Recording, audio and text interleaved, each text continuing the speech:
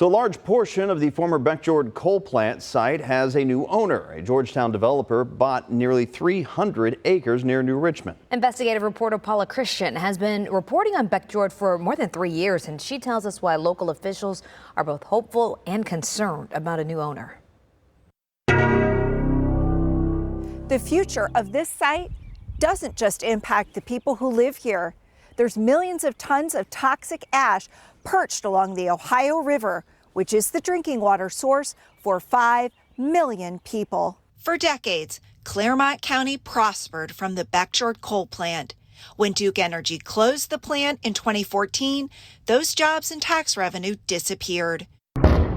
4 years later, Duke sold the 1,200-acre site to Missouri-based Commercial Liability Partners, which is cleaning it up for new development. I would like to see advanced manufacturing that would require some highly skilled technical employees. Larry Pruse is vice mayor of New Richmond. He has high hopes for the Beckjord site now that CLP has sold these 8 parcels with nearly 300 acres to Brown County farmer and business owner Delbert Aicholtz.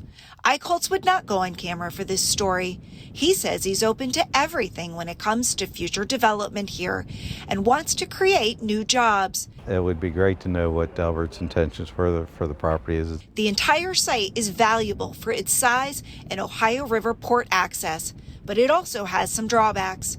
6 million cubic yards of toxic coal ash are stored in unlined ponds in the river's floodplain and near public drinking water wells, directly next to some of Aicholtz's land. Who really wants to set up shop sitting next to thousands of tons of ash that's buried in the ground 50 feet away from where you're going to be working? Pierce Township trustee Alan Freeman wants to make sure the entire Beckjord site is evaluated and cleaned up correctly before it's developed. I still think there's a very serious environmental issue that we need to nail down first. Freeman met with Aicholtz a few weeks ago to talk about the site, which lacks public sewer and water.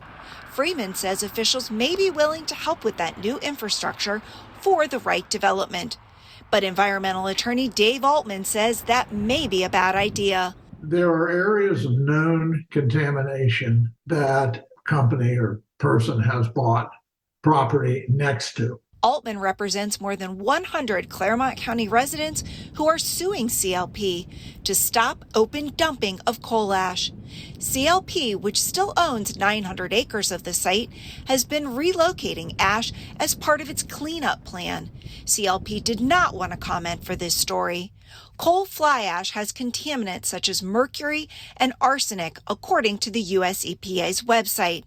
Altman says digging water and sewer lines near this buried ash will create preferential pathways for toxins to travel quickly to new areas. It's moving slowly through whatever medium below the ground is there.